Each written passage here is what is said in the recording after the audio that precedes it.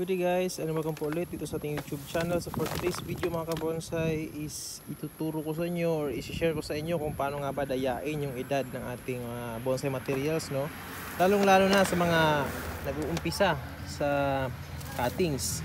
So ito, ating hibiscus Taiwan is tinanim natin to nung pandemic, no? Kasi walang masyadong activity noon, kaya focus tayo sa pagbubonsai. So itong materials na to, umpisa siya sa maliit na cuttings tulad ito. Yan, ganyan lang po siya kaliit noon. Yan, so pagkita nyo ngayon, makikita nyo yan, malaki na siya. Yan, so pinatubo natin siya. Then nag-cut ulit tayo dito, then patubo tayo ng mga sanga. So ito nga pala yung technique ng iba kung paano dayain yung edad ng bonsai, which is kahit bata pa yung ating materials, is kung titingnan natin parang sobrang tanda ng kanyang mga bark. So yung hibiscus kasi guys, meron siyang characteristic kahit umabot pa ng 5 years or 4 years, eh di talaga masyadong matanda yung puno nila kasi hindi na tatamaan or hindi siya parang hindi siya natatamaan ng violence ng nature, no? So pag yung hibiscus talaga is kahit matanda na siya, makinis pa rin yung kanyang bark, no? So yan yung characteristic ng hibiscus, kahit anong tanda ng hibiscus, makinis pa rin yung kanyang bark. Di tulad ng Argao Taiwan, pag tumatanda, nagbibiyak-biyak yung kanyang mga trunk or yung kanyang bark, nagbibiyak-biyak, kaya sobrang tanda niya tignan. Di tulad din ng mantigi. Mantigi talaga guys is matanda talaga yon, kaya makikita nyo yung bark nila is nagbibiyak-biyak and parang tinatawag nila na crocodile bark.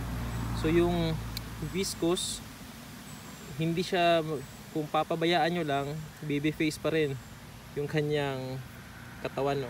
So yung ginagawa natin dito guys is sinusugatan namin.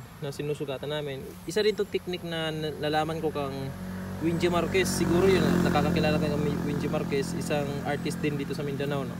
So yung ginagawa niya sa mga hibiscus is, napansin niya kasi na kahit matanda na yung hibiscus, makinis pa rin yung kanyang balat. So yung ginagawa nila is yan guys, nakita nyo, sinusugatan. Gamit lang kami ng gunting, yung mga gunting na pang Japanese na mga gunting, yung mga bakal, kasi matutulis yung dulo niyan. Tinutusok namin, then in-scrape namin pataas yan, ano, pataas, tinutusok na namin yan, sinusugatan namin yan para yan, palibot yan guys. Kasi once na nag-heal yan, maganda tignan yung ating trunk.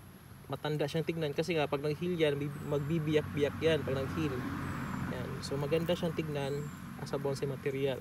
So dito sa ating bonsai na bonsai, sustainable bonsai, is yung ginawa natin dito, nagpatubo tayo dito banda.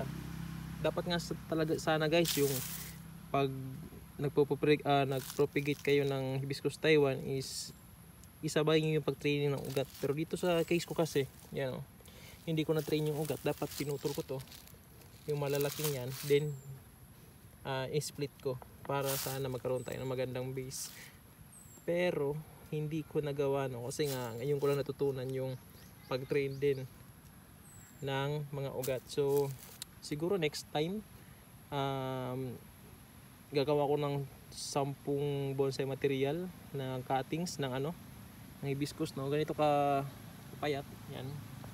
Magtatanim sila tayo ng 10 pieces niyan, then observe natin tatrabahoin natin yung kasama yung ugat, no, sa paglaki niya para masabay natin. Kasi ito, kung ganito kalaki na yung ugat niya, medyo mahirap na talaga yan i-train yan, no? Sobrang laki na yan.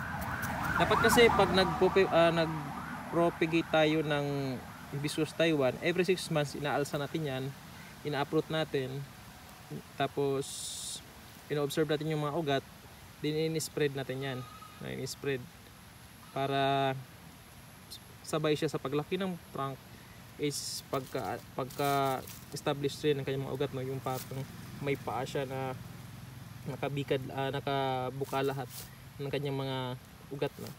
So dito, nagputol tayo dito nung tumaas na siya, nung lumaki siya. Nagputol tayo dito banda para gumawa ng first branch. So dito naman, gagawa tayo ng back branch, pero maliliit pa yung mga usbong niya, mga shoots niya, maliliit pa yan. So isa dito, gagamitin natin. Then continuation ng trunk is itong isang to.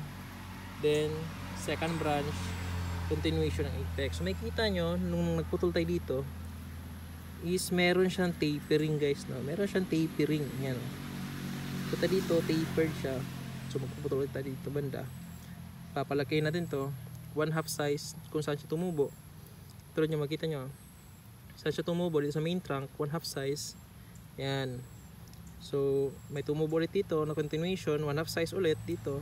Bago tayo magputol, magpalarga ulit tayo para makuha natin yung tapering. So hindi lang ito yung isang hibiscus na ginawan ko ng technique nito, no, kung paano nga ba dayain yung edad ng ating mga bonsai material. Meron din tayong isa pa doon.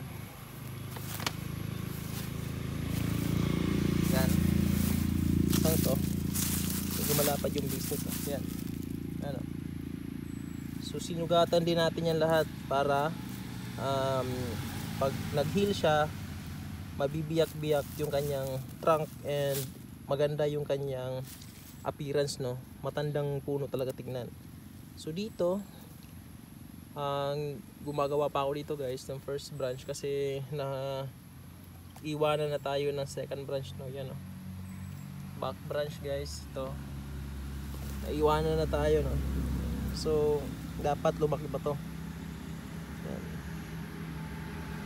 So pwede naman yung may iba kasi style na yung first branch nila is medyo maikli lang, tapos yung second branch is yun yung pinapahaba nila. So yung direction ng bonsai nila is papunta ng right. So dito maikli lang yung ginawa nilang foliage, dito naman yung mahaba. Yan, mahaba. So observe pa natin yung puno natin kasi nga hindi pa ito yung final na output. Marami pang mangyayari dito guys. Yan. So observe pa natin kung ano nga ba, kung makakahabol ba to.